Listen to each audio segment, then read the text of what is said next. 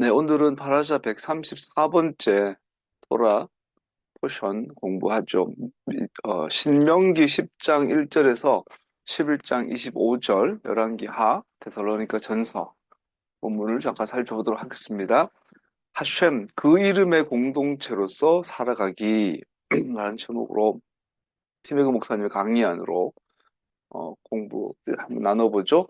1절, 2절에 보면, 10장 1절, 2절에 보면, 그때 주님께서 나에게 말씀하셨습니다.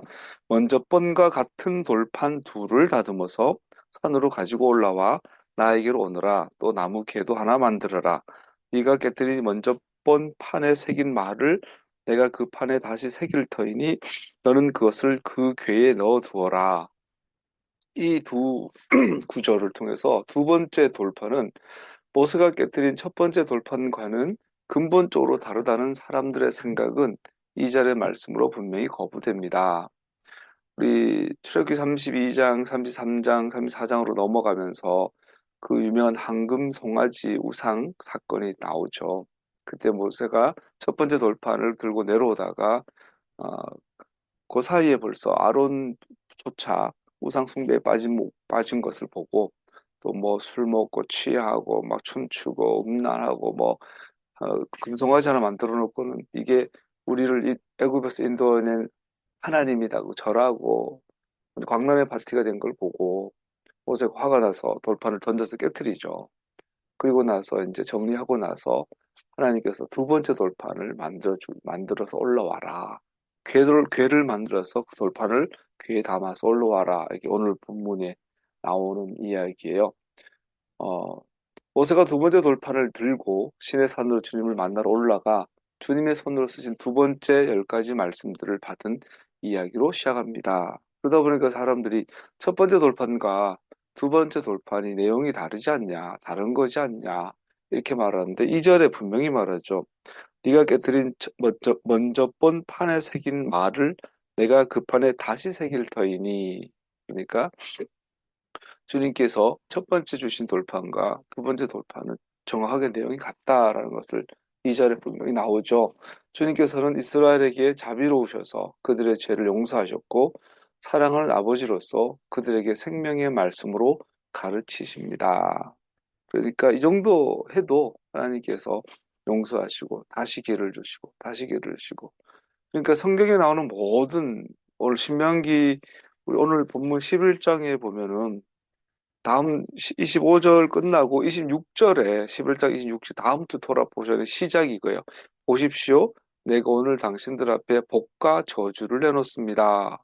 이 복과 저주라 해가지고 보통 영어로 curse라는 단어를 쓰잖아요. 그러니까 저주다 보니까 아주 막 옛날에 막그 악녀들이 막 저주를 내리고 막 그런 것 생각해요.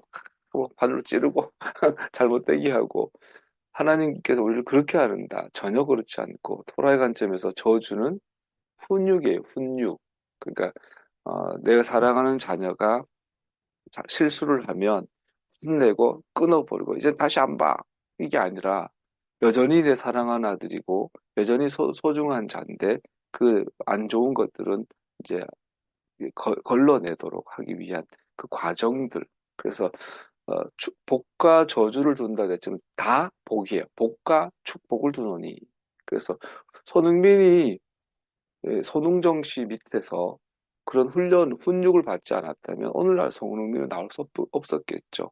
그래서 손흥정 아버지께서 손흥민을 안아주고 씻어주고 했던 것이 따뜻한 복이라면 그를 훈련하고 달리게 만들고 트래핑하게 만들고 마인드를 심어주고 이게 이제 저주가 되는 거죠. 성경 오늘 번역으로 그 번역이 잘못됐다고 볼 수 있겠죠. 훈육, 디사이플린이라고 해야 되는 거죠. 그래서 우리 이스라엘이 하나님 앞에 이런 죄를 범해도 하나님께서 복과 훈육을 두노니 합치면 사랑이 되는 거죠. 하나님께서 우리를 그렇게 대하십니다. 그래서 미워하는 아들은 내어 버려 두사 무관심을 주는 것. 하나님의 저주에는 무관심이에요. 그렇기 때문에 여러분과 저는 저주받을 수 없는 존재가 되는 거죠. 3절에서 5절로 넘어가면 모세는 돌판을 안전하게 보관할 아론, 괴라고 되어 있는데 원어는 아론이라고 되어 있죠. 아론을 만들라는 지시를 받았습니다. 분명 이 괴는 언약의 괴와 다른 것입니다. 그러니까 법궤가 있고 지금은 법궤의 명령이 주어지기 전에 어, 출애굽기 32, 33, 4장에 넘어온 그때 내용이잖아요. 흑막 건축 이전에 그래서 모세한테 돌파를 먼저 받은 거죠. 그 먼저 받았고 특히 두 번째 돌파는 네가 네가 직접 궤를 만들어서 담아와라. 오늘로 말하면 이제 궤 보관함이 되겠죠. 아카시아 나무로 만들었고 물론 법궤도 아카시아 나무로 만들었고 우리 본문의 궤는 모세에 만들어졌고 모세가 돌아와 성막과 모든 기구들이 만들어질 때 만든 언약의 궤를 짓기 전에 잘 만들어졌습니다. 그래서 랍비들은 이 의견이 분분하죠. 그러나 주류 랍비들은 모세가 만든 궤는 임시적이었고 언약의 궤가 최종적으로 만들어졌을 때 폐기되거나 감춰졌다고 생각합니다.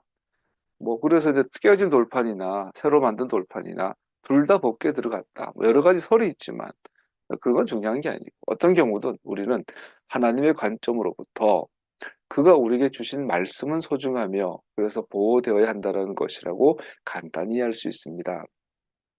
뭐 모세가 궤를 만들고 나중에 부살렐과 올리압을 통해서 법궤를 만들고 뭐 첫 번째 돌파는 깨뜨렸는데 그를 그래도 소중하니까 보관했니 많이 지금 오늘 본문은 그걸 말하고 싶은 게 아니죠.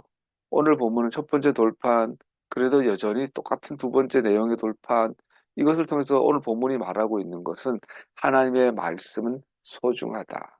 그래서 보존되어야 한다. 보호되어야 한다. 지켜야 된다. 돌판들을 궤 안에 보관함으로 물리적으로 보호한다는 것은 우리도 마찬가지로 하나님의 말씀을 우리 마음속에 보존하며 그에 맞추어 살아야 한다라는 교훈을 줍니다. 그래서 물리적으로도 보호되어야 하지만 실제로 우리 마음속에 오셔져서 우리 몸이 이 마음에 하나님의 말씀을 모셨는데 우리 몸이 그거를 살아내는 거죠. 이게 이제 법기에 보관하는 그 모양, 유비가 된다고 볼 수 있죠. 그래서 본문의 다음에 11장 1절 이하는 다음과 같은 권고로 시합니다. 11장 1절 보면 그러므로 당신들은 주 당신들의 하나님을 사랑하며 그의 직임과 법도와 규례와 명령을 항상 지키십시오. 사랑하고 지키십시오. 그랬어요. 그러므로 당신들은 주 당신들의 하나님을 사랑하며 그의 직임, 책무, 법도, 후쿠타브, 규례, 미시파타브, 명령, 미츠고타브를 항상 지키십시오. 근데 여기서 지키다 그러면 우리는 막 율법적으로 행하고 이걸 지키고 그래서 날 의로워지고 막 종교적인 만족에 빠지고 이걸 의미하는 게 전혀 그게 아니라 여기서 지키다 샤마르라는 것은 하나님의 말씀이 연구되고 배워지고 이해되고 사라지게 하기 위해 파괴되거나 변질되지 않도록 지키는 것을 의미합니다. 그러니까 공부한다, 다라시한다, 연구한다, 묵상한다, 이 모든 것이 샤마라는 과정이죠. 지키는 과정이죠.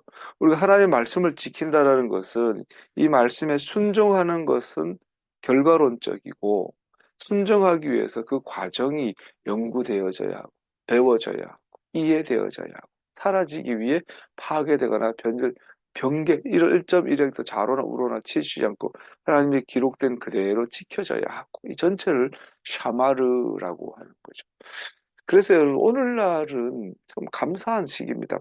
역으로 생각하면 이 지식의 발전이 인류 역사에 있어서 급속하잖아요. 우리는 자꾸 그런 생각을 해요. 과학이 발전하면 발전할수록 성경은 부정될 것이다. 과학이 발전하면 신의 세계는 종교는 없어질 것이다. 뭐 일반적으로 그렇다면 구체적으로 성경, 토라, 과학이 발전하면 그래서 뭐 외계 생명체가 발견되거나 이러면 성경은 완전히 부정될 것이다. 이런 어떤 기본적인 오해를 하고 있는데 성경 제가 자주 표현하지만 토라를 회복이라는 것을 알고 나니까 내 속에서 뚝심이 생겨요. 앞으로 지구과학이, 천체학이, 천문학이, 지리학이, 광물학이, 유전학이, 물리학이, 역학이, 뭐 생물학이 유전자, 뭐, 유전자, 뭡니까? 뭐, 진화론이 우리 과학에 많은 데이터가 쌓이고 많은 연구와 업적이 나타난다고 할지라도 심지어 멀티버스까지 왔어요. 이렇게 하고 뭐 양자 컴퓨터까지 뭐 이제 나오고 뭐 와도 우리는 두려워할 게 없다. 왜냐하면 배워진다라는 거에 다 포함될 수 있죠. 과거에 한정된 지식의 세계, 모세는 지금보다 훨씬 지식이 못하죠. 오늘날 초등학교 때 배우는 과학 지식이 아리스토텔레스 왕보다 나아요. 그죠?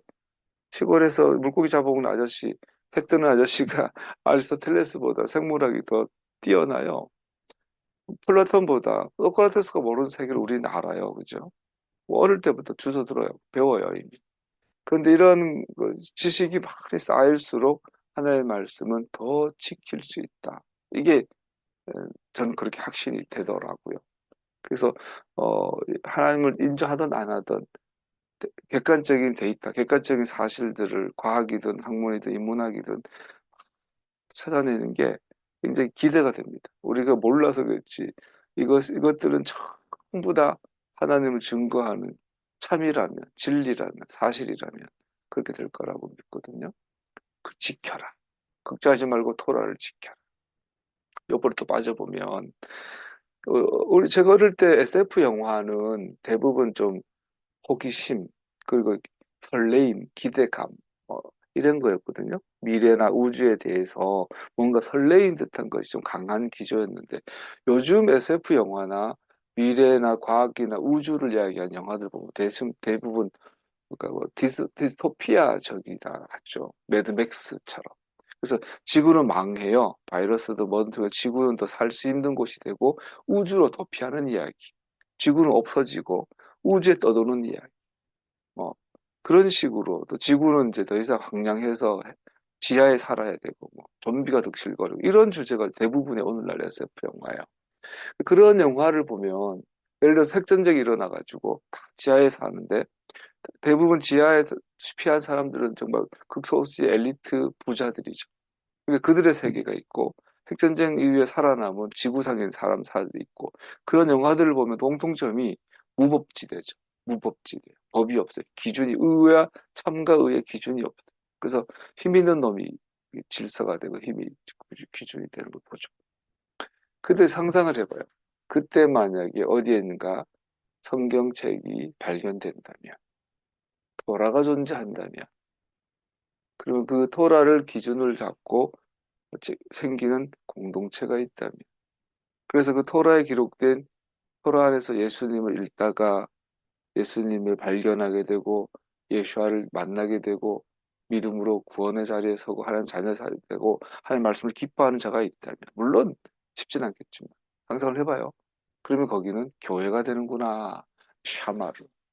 그래서 토라는 정말 보존되어야 한다 생각 많이 하죠. 시편 기자는 말하기를 내가 온 마음을 다하여 주님을 찾습니다. 주님의 계명에서 벗어나지 않게 해 주십시오. 주님을 찾고 찾고 찾는데 결국은 토라 안에서 말씀 안에서 주님을 만나고 이 계명에 벗어나지 않게 해주십시오. 즉 이 계명을 벗어나면 주님을 온전하게 찾을 수 없기 때문인 것을 고백하고 있는 것 볼 수 있죠.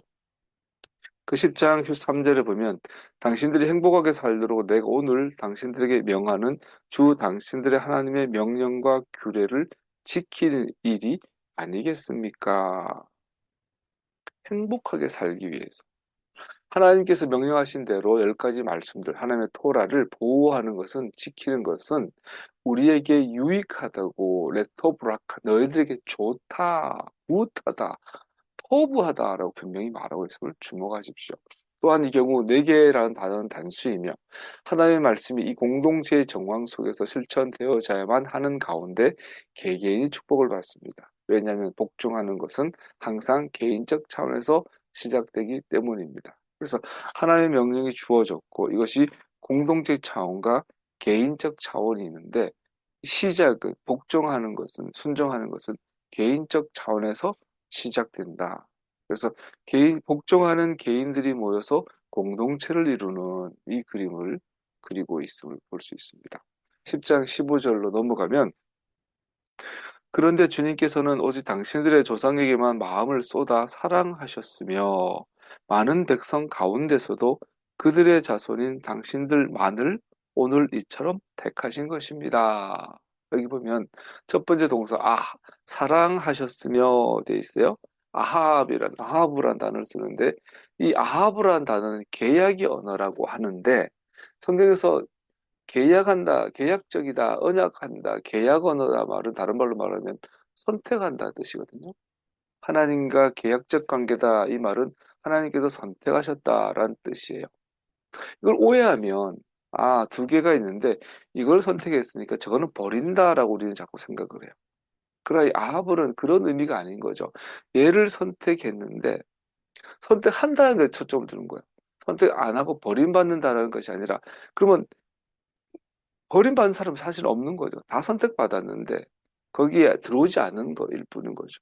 우리가 기독교 교회 전통에서는 어, 야곱과 이스마엘, 내가 야곱을 사랑하고 이스마엘이 아니죠. 야곱 형이 누구죠? 에서 야곱을 사랑하고 에서를 미워하였다 이렇게 번역을 해요. 그러나 히브리 성경이나 토라의 관점은 전혀 반대죠. 내가 야곱을 사랑하고 에서도 사랑한다. 그런데 야곱을 장자로 선택했다 이 말은 야곱 이 두 사람 가운데 야곱을 장자로 선택해서 에서 너도 나의 자녀가 되기 원한다. 이게 하나님의 의도입니다. 그래서 선택한다라면 누군 버리고 이거는 선택했다는 뜻이 아니라 사랑한다라는 의미죠. 사랑한다. 계라 계약을 맺었다. 이렇게 말하고. 우리 팀이 5명인데 리더를 하면 팀장은 하나뿐인 거죠. 내가 5명 가운데 내가 너를 선택했다. 내가 너를 팀장으로 선택했다. 이 팀 전체가 내 것이다. 이런 뜻이죠.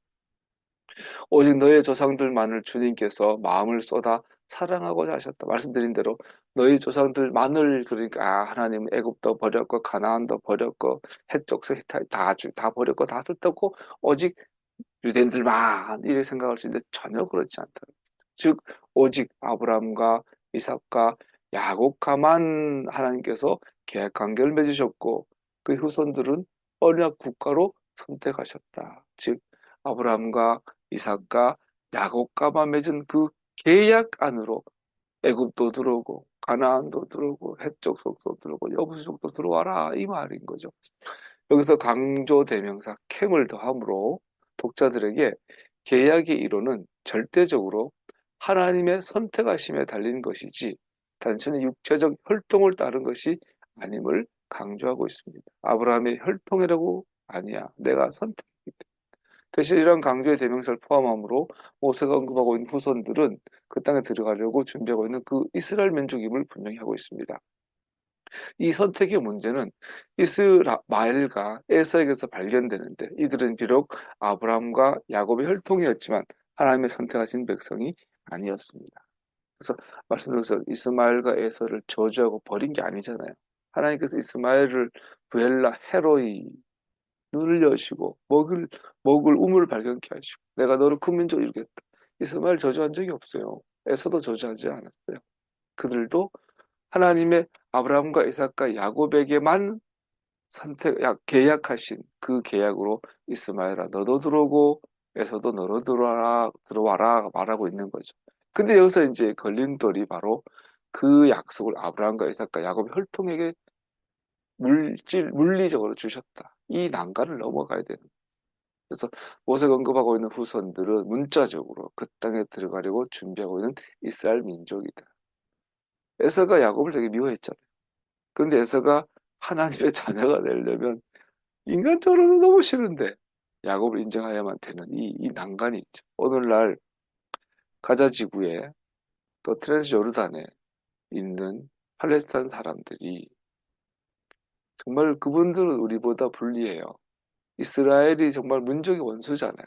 그렇지만 그들이 하나님의 백성이 되려면 즉 이스라엘이 되려면 그들은 있는 지금 정치적인 이스라엘을 음, 인정해야 되는 거죠. 그 난관이 있어요. 쉽지 않은 문제인 거죠. 그래서 10장 그렇지만 아, 우리는 설득해야 되겠죠. 기도하고 10장 16절 그러므로 당신들은 마음에 할례를 받고 다시는 고집을 부리지 마십시오. 그러니까 내가 너희들만 마음을 쏟아 사랑하고 많은 백성들 가운데 내가 너희들만 선택했으니까 그러니까 마음의 할례를 받고 다시는 고집 부리지 마라 라고 권면하고 있습니다. 10장 16절은 마음과 그 마음의 할례의 필요에 대해서 말하고 있는데 이는 계약의 일원이 되는 것은 마음의 문제이지 단순히 육체적 문제가 아님을 보여주는 것입니다. 계약의 일원이라는 것은 할례받은 마음으로 특징 지어지고 할례받은 육체로 표시됩니다. 할례받은 마음은 목이 곧은 것과 정반대의 태도인데 고집 센 다루기 힘든 성질의 비유이며 하나님의 리더십과 그의 명령에 기쁘게 복종하려는 마음이 없음을 보여줍니다. 하나님께 예배하고 하나님께 나아가는 것이 기쁘게 복종하지 않는 그 억센 목이 곧은 할례 받지 못한 마음이 됐죠.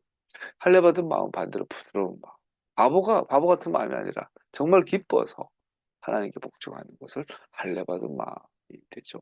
그래서 인간의 죄성이란 이것은 자신이 주권자가 되고 싶고 어느 누구도 복종하고 싶어 하지 않는 인간의 자연스러운 성향입니다. 그래서 인간은 누구나 죄성이 있고 그 특징 중에 하나, 그 증거 중에 하나가 요즘 뭐 중이병, 어, 사춘기, 좋게 말하면 자아가 생기는 거지만 재성이라고 봤을 때 그때부터는 막 자아가 생기는 것은 한면으로는 성숙이지만 또 한면으로는 이제 고집이 세지는 것일 수도 있죠. 이것을 이기는 어, 것은 또 많은 그 은혜가 필요하고 노력과 지성과 경험과 인격 수야와 많은 것을 이제 해야 되겠죠. 사탄의 죄이며 아담과 하와에게 늘어난 죄인 이 반역은 첫 인류로부터 물려받은 죄로 기운 인간의 본성의 뿌리입니다. 그 인간은 가만히 있어도 죄성으로 빠지는데 이 죄성의 본질이 뭐냐? 고집, 할례 받지 못한 마음, 오기 곧은 것 이런 거라 볼 수 있겠죠. 10장 15절의 두 번째 동사는 이스라엘을 향한 하나님의 사랑을 언급하는 주목할 만한 언어를 사용합니다. 우리는 좀 더 문자적으로 해볼 수 있습니다. 10장 15절을 다시 한번 문자적으로 보면 오직 너희 조상들에게만 아도나이께서 마음을 다해 사랑하사 선택하고 계약하사 함께 결합하셨다. 결합하다 이란 동사 카삭은 함께하다, 함께 결합하다, 갈망하다란 동사 캐슈에서 파생된 명사로서 수레바퀴 살을 말합니다. 그래서 함께 결합하다라는 것은 우리 자전거 보면 중간에 휠이 있고 끝에 외륜이 있잖아요. 그 바퀴가 있잖아요. 이 바퀴 외륜과 중앙 센터를 연결해주는 밖에 살들이 있잖아요. 이렇게 림이라 해야 되나? 뭐죠? 이거 있잖아요. 이거 그거를 가지고 카삭이라고 그거를 함께 결합하다를 갖고 있습니다. 하나님께서 이스라엘을 사랑하시는 것은 묶는 밴딩하는 이 안에 작은 바퀴와 작은 이 베어링 돌아가는 이 축과 바퀴 가장자리에 있는 이 외륜과 내륜을 이 바퀴 살로 카삭으로 연결하는 것. 이것이 묶는 것. 이것이 하나님의 사랑이라는 거죠. 그래서 묶어져서 같이 굴러가는 거죠. 이게 히탈레 같이 동행하다 하나님과 함께 걷다. 하나님과 함께 가다. 함께 걷다. 영원히 하나님을 이스라엘을 하나님과 연결하는 사랑입니다. 그러고 가만히 있는 게 아니라 하나가 되어서 어딘가 향해 가고 있는 거. 이 동사가 되죠. 바퀴의 살해 예정은 이 사랑의 두 가지 측면을 보여줍니다. 10장 20절에 보면 너는 네 하나님 아도나이를 경외해야 한다. 너는 그를 섬기고 그와 붙어 있어야 하며 너는 그의 이름으로 맹세해야 한다. 바퀴의 살이 중심축과 외륜 모두에 붙어 있는 것처럼 하나님의 사랑도 우리를 향한 당신의 신실하심과 그에게 착 달라붙어 있으려 하는 우리의 마음 모두를 말하는 것입니다. 그러므로 하나님과 인간의 협동은 계약 관계 안에서 완전히 자리를 잡습니다. 그래서 하나님과 하나 된다. 아버지와 내가 하나인 것처럼 저들도 우리와 하나 되게 하여 주십시오. 하나 되게 하여 주십시오. 예수 안에서 우리 하나 되었네. 어? 아브라함 안에서 천하 만민이 복을 받게 하소서. 다 같은 이야기. 그래서 하나 된다는 것은 축과 바퀴의 외륜이 살로 하나가 되어져서 함께 걷는 거. 함께 가는 것, 동행하는 것을 하나됨이라고 말하고, 이것은 마치 하나님의 흔들리지 않는 신실하심, 선택하심에 대한 신실하심, 인간의 하나님을 향한 착 달라붙어 있으려는, 하나님께 붙어 있으려고 하는 그 마음이 만나서 하나의 바퀴가 돼서 하나의 움직임을 갖게 되는 그림을 보여주고 있습니다. 여러분과 제 인생이 하나님과 하나님을 향해 붙어 있으려고 하는, 그래서 연결의 살이 강력해져서 흘러가길 축복합니다. 하나님의 사랑을 일단 깨달으면 요구되는 반응은 10장 16절에 보니까 네 마음에 할례를 행하고 더 이상 내 목을 곧게 하지 마라. 특징이 있어요. 사회생활 하다가 교회 다니는 사람들 만나면 조금 다른 부분이 있어요. 답답하기도 하고 그렇긴 하지만 그래도 구원을 경험한, 하나님을 만난 경험이 있는, 하나님께 거듭난 경험이 있는 분들의 특징은 한 번쯤은 그 하나님 앞에 회개하려고 하고 후회하려고 하고 창피하려고 하고 이런 것들이 있어요. 실수는 똑같이 같이 해요. 그런데 그래도 예수 믿는 정말 하나님의 자녀된 사람들은 한 번쯤은 아파하고 창피하고 미안해하고 후회하고 고치려고 하는 그게 있어요. 공통점이 있어요.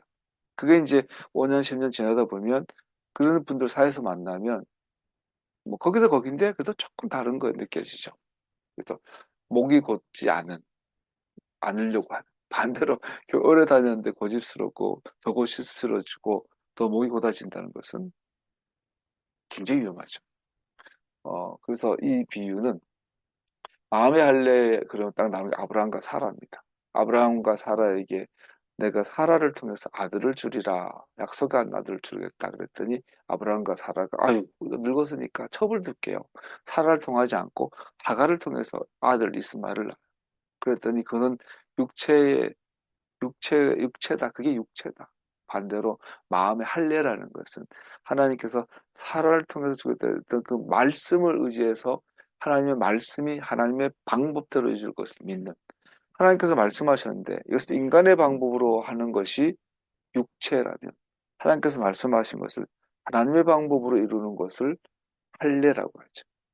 다른 말로 말하면 믿음이죠. 할례는 곧 믿음을 의미하는 거죠.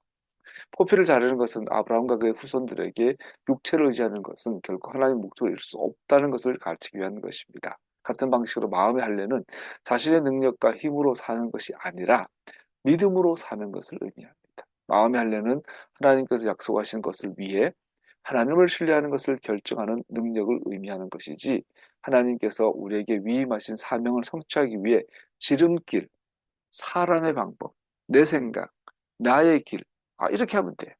하나님께서, 하나님의 방법은 너무 오래 걸려. 힘들어. 그러다 내가 하는 길은 분명해. 이렇게 하는 것을 어, 의미하는 것이 아닙니다. 믿음이죠. 계속해서 11장 1절에 보면, 1절 이하에 보면 이 백성들은 광야에서 시내산 사건을 직접 목격한 사람들이며, 그래서 다음 세대에 그 진실을 전해 주어야 할 책임이 있음을 상기시켜 줍니다. 재밌는 건 11장 1절을 보면 그러므로 당신들은 주 당신들의 하나님을 사랑하며 그의 직임과 법도와 규례와 명령을 항상 지키십시오. 그래놓고 2절에 보니까 주 하나님이 하나님의 위엄과 강한 손과 편파를 기억해야 할 사람은 당신들의 자녀가 아니라 바로 당신들입니다. 당신들의 자녀들은 주 당신들의 하나님이 하신 일과 내리신 명령을 보지도 못하고 듣지도 못하였습니다. 라고 말하고 있어요. 모세로부터 직접 토라를 전수한 사람들로서 또 신해산 사건을 직접 목격한 자들로서 그들은 자손들에게 증인이 되는 중요한 위치에 있으며 그래서 진실을 다음 세대에 전해 주어야 합니다. 그래서 히브리어에서 영원하다라는 것은 시간의 의미가 아니라 아버지와 어머니가 시내산에서 받은 하나님의 말씀과 목격한 것을 자녀들에게 증거하고 전달해준 샤마르한, 지키는, 보호하는 그것이 바로 끊어지지 않는 것을 영원하다고 하는 거예요. 그래서 영생을 얻었다라는 것은 단순히 안 죽는다는 의미가 아니라 내가 결혼해서 가정을 이뤘는데 아니면 사도 바울의 예수님의 칭찬처럼 결혼하지 않고 어, 혼자 살아도 제자를 통해서 사회적인 선한 영향력을 통해서 다음 세대에 다음 세대에 다음 세대에 그 진실을 신의 산에서 하나님께 말씀하셨던 그 말씀을 그 진실을 전해주고 전해주고 전해주는 것 이것이 우리가 살아가는 가장 중요한 이유고 목적이다라고 말하고 있는 거죠. 11장 13절에 보니까 당신들이 오늘 내가 당신들에게 명하는 그의 명령을 착실히 듣고 주 당신들의 하나님을 사랑하며 온 마음과 정성을 다하여 주님을 섬기면 이거는 쉐마의 말씀을 반복하고 있는 거예요. 그래서 여기에는 중요한 차이점이 있어요. 우리 11장 13절도 쉐마에 대한 내용이고 6장 4절에도 얼마 전에 했던 쉐마인데 11장에 나오는 쉐마와 그의 명령을 착실히 듣고 쉐마 이스라엘이에요. 이 쉐마와 6장에 나온 쉐마는 이스라엘과 들으라는 같지만 현저한 차이점이 있어요. 그런데 가장 중요한 점은 이 차이점에서 가장 중요한 점은 11장에서 너는 복수예요. 다 복수예요. 대부분 복수예요. 그러나 저번 얼마 전에 했던 6장에서 나오는 쉐마는 전부 다 너는 단수예요. 너는. 그런데 11장의 쉐마는 너희들은. 여기서 현저한 차이점은 하나님께 복종함에 공동체에 대한 필요를 매우 강하게 강조하고 있다는 것이죠. 앞에는 단수, 개인이었지만 이제는 공동체 차원에서 쉐마, 하나님의 말씀 듣는 것을 굉장히 강조하고 있다는 겁니다. 그래서 11장 13절, 21절 읽어볼 텐데 같이 읽어보죠. 여기서는 다 너희들이에요. 당신들이 오늘 내가 당신들이 명하는 그의 명령을 착실히 듣고 주 당신들 하나님을 사랑하며 온 마음과 정성을 다해 주님을 섬기면 주님께서 당신들 땅에 가을비와 봄비를 철따라 내려주셔서 쭉 내려가요. 16절 보면 당신들은 그 유혹을 받아 마음이 변해요. 17절 당신들이 다른 신들을 섬기며 경고하고 있고 18절 그러므로 당신들은 내가 한 이 말을 마음에 간직하고 골수에 새겨두고 19절 이 말을 당신들 자녀들에게 가르치며 20절 당신들은 너의 집 문설주와 대문에다 써붙이십시오. 21절 그러면 주님께서 당신들 조상에게 주겠다고 맹세하신 땅에서 당신들과 당신들 자손이 오래오래 살 것입니다. 당신들은 하늘과 땅이 없어질 때까지 길이길이 삶을 누릴 것입니다. 아니 해와 달이 없을 때가 어떻게 살아? 이게 영원이에요. 당신들 이 공동체 차원의 쉐마를 말합니다. 이처럼 단수 복수가 교환적으로 사용되는 것으로 배울 수 있는 것은 무엇입니까? 왜 주님께서는 6장에서는 쉐마 단수, 11장에는 복수로 사용하셨을까? 배울 수 있는 것 첫 번째, 토라를 지키는 것은 오직 토라에 복종하는 공동체 내에서만 가능하다는 것입니다. 두 번째, 예배에 개인이 동참하는 것을 포함하여 자녀에게 가르치는 것, 계명되게 복종하는 것에 대해 개인들에 대한 공동체의 책임이 있습니다. 세 번째, 개인의 예배는 토라의 기본입니다. 네 번째, 가정의 사생활은 토라의 원리입니다. 그러니까 공동체가 토라 예배 아무리 그래도 거기에 각각의 구성원 개개인이 그 예배가 자기 예배고 자기 기도고 자기 고백이 아니면 이거는 공동체라고 할 수 없는 거죠. 공동체는 개개인이 예, 하나님을 예배하고 기도하고 기뻐하고 감사하고 이것이 모여서 공동체가 되는 것을 말합니다. 그래서 공동체의 기능이라는 것은 굉장히 중요하죠. 그래서 개개인이 모여서 공동체가 되지만 개개인이 할 수 없는 역할을 공동체가 해줘야 되죠. 그래서 토라를 지키는 것은 사실 공동체가 있을 때만 더욱 온전해지고 또 자녀에게 가르치는 것 외에 계명들을 복종하는 것 공동체 차원에서만 할 수 있는 것이 있고 그런 것이라고 말하고 있는 거죠. 그래서 실제 매우 중요한 실제가 여기에 있습니다. 하나님께 우리가 복종하는 것은 개인적인 차원에서 시작되지만 공동체를 떠나서는 온전하게 발전할 수 없습니다. 우리 중 많은 이들은 공동체는 훌륭한 조연이지 핵심, 필수는 아니라는 것을 들으며 믿고 자라났지만 이제 우리는 공동체는 하나님의 예배자로서 온전하게 자라나기 위한 필수 불가결한 것임을 알게 되었습니다. 가장 중요한 것입니다.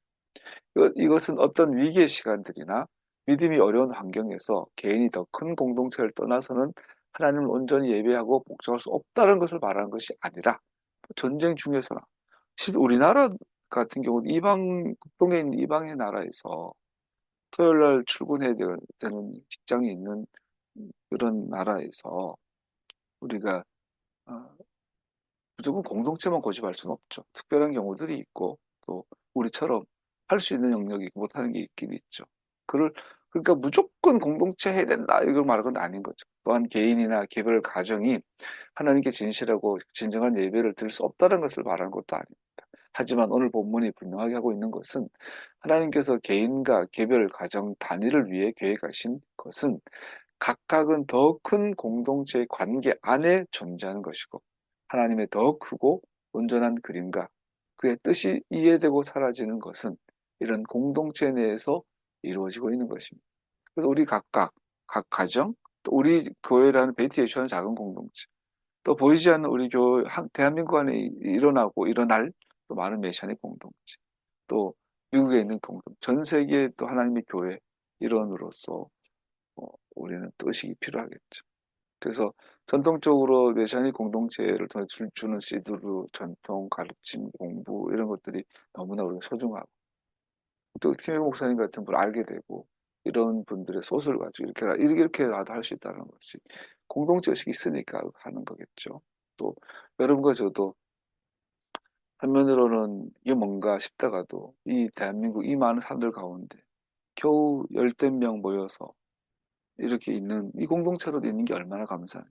이번 6월절 세데르에 드디어 우리 주원이와 보겸이가 세데르의 성경을 읽고 와 나는 굉장히 감동받았어요.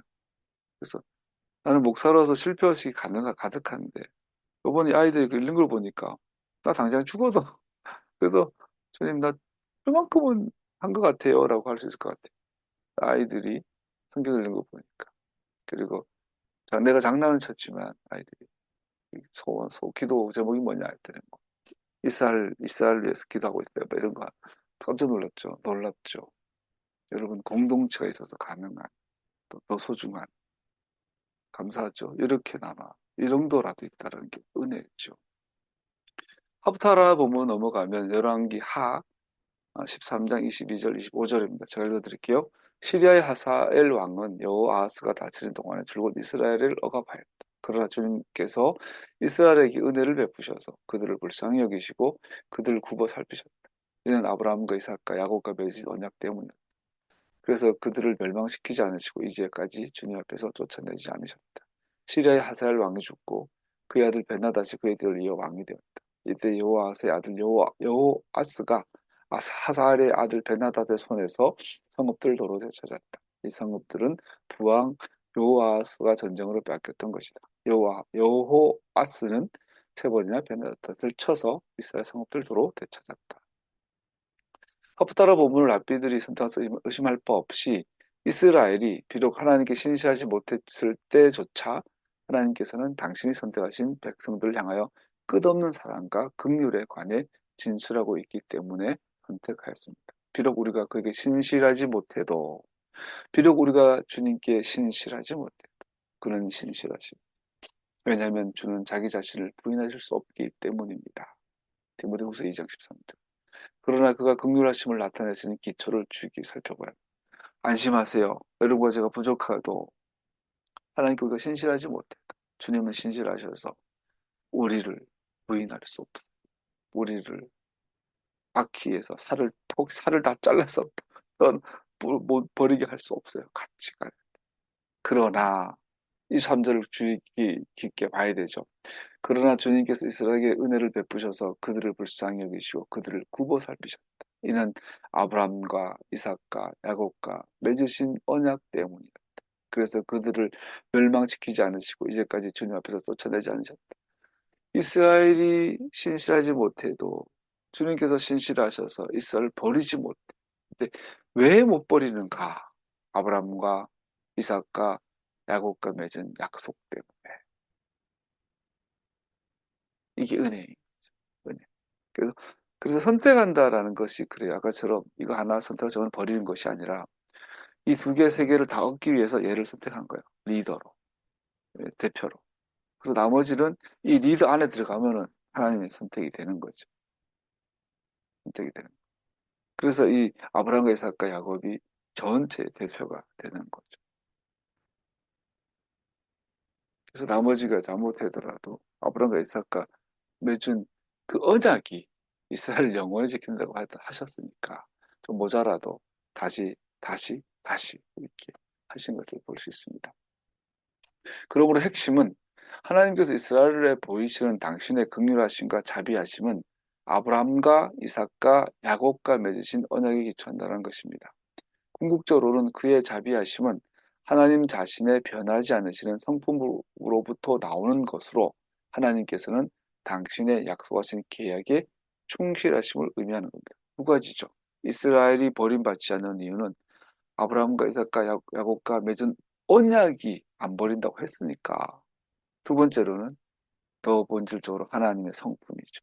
하나님은 신실하셔서 약속을 반드시 지키는 분이죠. 근데 그분이 아브라함과 맺은 약속 때문에 이스라엘은 영원하다. 왜냐하면 나 아도나이는 변하지 않기 때문이다. 그러므로 너 야곱의 아들들아 없어지지 않는다.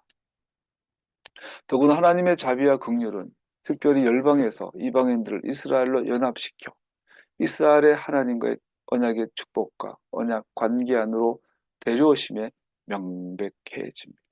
즉 아브라함의 혈통적 후예뿐만이 아니라 아브라함 안에서 열방에서 오는 이방인들로 이스라엘로 연합시켜. 오늘 토라 본문은 신명기 10장 18, 19절 고아와 가부를 공정하게 재판하시며 나그네를 사랑하셔서 그에게 먹을 것과 입을 것을 주시는 분이십니다. 이 나그네가 이제 외국인 이방인. 당신들이 나그네를 사랑해야 하는 것은 당신들도 한때 이집트에서 나그네로 살았기 때문입니다. 이스라엘이 전능하신 분의 긍휼과 자비하심을 받을 때 이스라엘은 다른 이방들과 비교하여서 더 나아가서 그렇게 받는다고 주장할 수 없습니다. 왜냐하면 실제로 하나님께서는 이스라엘을 애굽에서 외국인이었을 때 구원하셨기 때문입니다. 우리 이렇게 이야기해요. 이스라엘 안에 유대인과 이방인이 있는데 유대인 출신 이스라엘은 적자고 이방인 출신 이스라엘은 서자다. 이런 개념이 있을 수 있어요. 그런데 성경 분명히 말하면 나는 니들이 외국인이었을 때, 이방인이었을 때 선택했다. 그러면 유대인들이 그래. 나는 아브라함의 자손이니까 이방인지가 없는데요. 아니야. 니도 애굽에서 이방인이었어. 니도 이방인이었을 때 내가 널 선택했고 한국 사람도 일본 사람도 미국 사람도 이방인이었을 때 내가 선택을 했다. 이걸 가지고 사도 바울이 이면적 유대인이 유대인이에요. 표면적 유대인이 유대인이 아니고 이면적 유대인이 진짜 유대인이다. 진짜 땡땡 땡땡 진짜 유대인이 누구냐? 바로 예수님의 십자가의 보혈의 은혜로 구원받은 자. 그가 진짜 유대인이다. 혈통적 유대인이 유대인이 아니다라고 말하는 걸 볼 수 있죠. 그래서 하나님 나라라는 이 나무에 접붙임 받는데 유대인들도 접붙임 받았고 양자로서 접붙임 받았고 이방인들도 양자로서 접붙임 받았다. 이렇게 말하고 이게 아까 말한 하나님의 선택의 기본 큰 그림의 원리가 되죠. 빨간 글씨 읽어볼게요. 하나님께서는 게르를 사랑하시는데 이방인을 사랑하시는데 게르라는 것은 이방인인데 이스라엘 공동체에 와서 소위 이스라엘로 개종했다기보다 이스라엘을 자기 나라로 이스라엘 하나님을 나의 하나님으로 모신 자들을 게르 그런 외국인을 게르라고 해요. 이들을 사랑하시는데 그가 이스라엘을 사랑하신 것과 같은 방식으로 사랑하십니다. 똑같이 100, 100. 왜냐하면 실제로 이스라엘은 외국인들과 전혀 다른 지위를 갖고 있지 않기 때문입니다. 두 경우에 유대인이든지 이방인이든지 두 경우에 계약의 축복 안으로 들어오게 하는 것은 하나님의 자비와 주권적 선택하심이기 때문입니다. 아브라함의 혈통적 후예이기 때문입니다. 후예이기 때문이 아니라 하나님의 자비하심과 하나님의 주권적 선택하심으로 인해 이스라엘로 들어왔기 때문에 하나님의 자비와 사랑이 핵심이라고 말하고 있는 거죠. 데살로니가 전서 1장 8절에서 9절 말씀하고 마치도록 하겠습니다. 1장 8절 9절을 보면 주님의 말씀이 여러분으로부터 마게도니아와 아가야만 울려 퍼진 것이 아니라 하나님을 향한 여러분의 믿음에 대한 소문이 각지에 틀어 퍼졌습니다. 그러므로 이것을 두고는 우리가 더 말할 필요가 없습니다. 그들은 우리를 두고 이야기합니다. 우리가 여러분을 찾아갔을 때 여러분이 우리를 어떻게 영접했는지, 어떻게 해서 여러분이 우상을 버리고 하나님께로 돌아와서 살아계시고 참되신 하나님을 섬기며 되어 있습니다. 우상 숭배의 전혀 지금은 하나님의 백성 이스라엘이 되었다. 이 내용인데 바울은 데살로니가 교인들에게 하나님께서 주신 은혜의 선물을 기억하게 하고 있습니다. 이 선물은 그들로 우상 숭배에 떠나 한 분 참 하나님, 아브라함의 하나님, 이삭의 하나님, 야곱의 하나님을 믿는 믿음을 붙잡게 하심으로 그 자체를 증거하는 선물입니다. 어느 누구도 죽은 우상에게서 살아계신 하나님을 섬기는 것으로 돌아서면서 그대로 남아있을 수는 없습니다. 데살로니가전서 1장 8절 9절이었습니다. 금방 읽어드렸죠. 그들은 우리를 두고 얘기합니다. 우리가 여러분을 찾아갔을 때 여러분이 우리를 어떻게 영접했는지, 어떻게 해서 여러분이 우상을 버리고 하나님께로 돌아와서 살아계시고 참되신 하나님을 섬기며 하나님께서 주권적으로 아브라함의 삶에 개입하시고 그를 자신의 고향과 가족, 그 사회의 우상 숭배를 함께 따르도록 부르신 것처럼 하나님께서는 그의 선택하신 자들을 개별로 모두 부르셔서 그들로 하나님을 믿는 순수한 구원의 믿음으로 회개하고 돌아설 수 있도록 하십니다. 아브라함도 한때는 이방인이었어요. 아브라함도 한때는 우상 숭배자였어요. 하나님께서 그를 부르셨던 것처럼 이방인인 여러분과 저 우상 숭배에 빠지고 죄를 짓는 여러분과 저 똑같이 불러서 회개하고 믿음으로 돌아서게 하셨습니다. 그래서 우리 모두는 유대인이든지 이방인이든지 하나님의 자비하심에 남아있고 우리 메시아이신 예수와 향하신 일로 확신하게 되었습니다. 그의 자비와 은혜를 인하여 우리로 주를 사랑하고 복종할 수 있는 힘을 주시며 그래서 그가 약속하신 복을 누리게 하셨습니다. 그래서 여러분과 저는 흔들림 없이 흔들리지 않고 주님의 자비하심 안에서 마음껏 용기를 갖고 살아갈 수 있게 되었습니다. 의심하지 마시고 약해지지 마시고 후회하지 마시고 넘어지면 일어서면 돼요. 실수하면 돌아서면 돼요. 그렇게 계속 앞으로 나아가기를 축복합니다.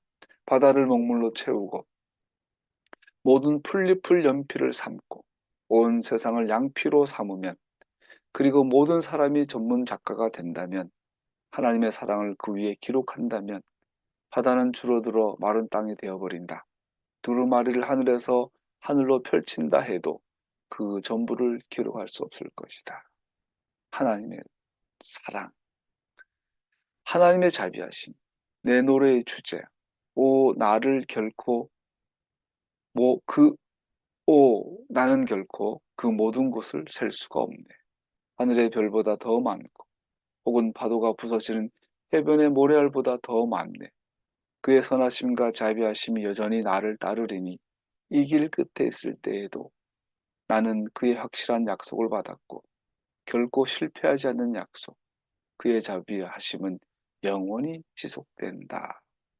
매일 아침 거울 앞에 서서 여전히 나를 향한 하나님의 사랑은 변함없음을 확인하시고 여러분의 자녀를 향하여서도 하나님의 신실하심이 변함없음을 생각하시고 힘있게 또 한 주간을 승리하시기를 축복합니다.